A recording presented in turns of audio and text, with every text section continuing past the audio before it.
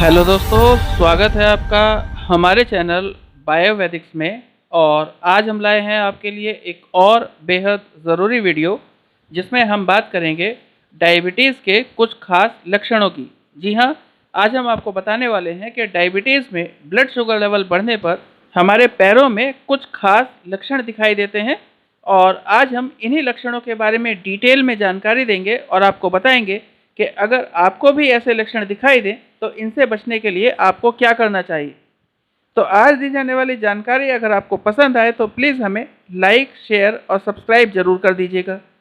तो आइए शुरू करते हैं वीडियो। और मैं आपको बताऊं कि डायबिटीज़ में ब्लड शुगर लेवल बढ़ने पर हमारा शरीर कुछ ना कुछ संकेत हमेशा देता है, लेकिन ज़रूरी बात यही है कि हम उन लक्षणों को सही समय पर पहचान लें और फिर उसके लिए कोई ना कोई उचित कदम उठा लें। इसीलिए आज हम आपके लिए एक बेहद खास जानकारी लेके आए हैं जिसमें हम आपको ब्लड शुगर बढ़ने पर पैरों में दिखाई देने वाले 7 खास तरह के लक्षणों के बारे में डिटेल में बताएंगे। और हम आपको ये भी बताएंगे कि इन लक्षणों से बचने के लिए या इन लक्षणों को दूर करने के लिए आप क्या क्या कर सकते हैं। तो बात करें सबसे पहले लक्षण की, तो ये है कि पैरों में दर्द होना या फिर पैरों के तलवों का लाल होना। जी हाँ, डायबिटीज़ में ब्लड शुगर लेवल बढ़ने पर सबसे पहला असर पैरों में यही दिखाई देता है कि पैरों में तेज दर्द हो जाता है और पैरों के जो तलवे हैं वो लाल हो जाते हैं। और अगर आपको ऐसा लक्षण दिखाई दे तो तुरंत अपना ब्लड शुगर टेस्ट कराइए। फिर बात करें अगले लक्षण की, तो यह है कि पैरों में होने वाला किसी भी तरह का घाव या चोट देरी से ठीक होना। मैं आपको बताऊं कि अगर ब्लड शुगर लेवल लगातार बढ़ी हुई रहती है तो पैरों की ब्लड वेसल्स जो हैं वो संकुचित हो जाती हैं, सिकुड़ जाती हैं और वहाँ की ब्लड सप्लाई भी बाधित हो जाती है। तो ऐसे में घाव का भरना थोड़ा धीमा हो जाता है। और अगर आपको भी ऐसा लक्षण दिखाई दे तो तुरंत अपने ब्लड शुगर टेस्ट कराइए और डॉक्टर से संपर्क कीजिए। फिर बात करें अगले लक्षण की, तो डायबिटीज़ में शुगर के लगातार बढ़े रहने से पैरों में छोटे छोटे अल्सर या छोटे और गहरे घाव हो जाते हैं। और इनकी खास बात यह है कि एक तो ये देरी से ठीक होते हैं और ठीक होने के तुरंत बाद दूसरी जगह घाव हो जाता है। तो अगर आपके पैरों में भी इस तरह की समस्या हो रही है तो डॉक्टर से संपर्क जरूर कीजिए।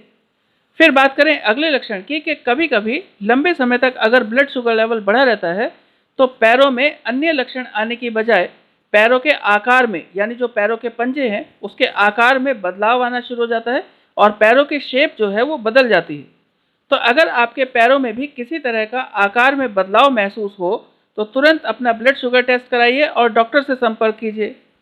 फिर बात करें अगले लक्षण की कि कई बार लगातार हाई ब्लड शुगर रहने के कारण पैरों की त्वचा रूखी हो जाती है, ड्राई हो जाती है और उसकी वजह से स्किन में क्रैक आने शुरू हो जाते हैं। और ये क्रैक इस तरह के होते हैं कि इनमें से लगातार पानी या फिर ब्लड जो है वो निकलता रहता है।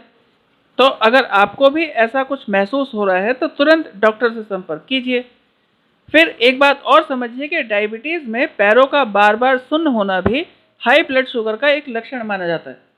यानी अगर आपके पैरों में कोई और लक्षण नहीं आ रहे हैं, जैसे कोई दर्द नहीं है, सूजन नहीं है या कोई घाव नहीं हो रहा है, लेकिन पैर बार बार सुन्न हो रहे हैं, तो इस लक्षण के बारे में भी ध्यान दीजिए और तुरंत डॉक्टर से संपर्क कीजिए और टेस्ट कराइए कि कहीं आपका ब्लड शुगर लेवल तो नहीं बढ़ रहा है। फिर बात करें अगले लक्षण की, तो यह है पैरों में सूजन होना।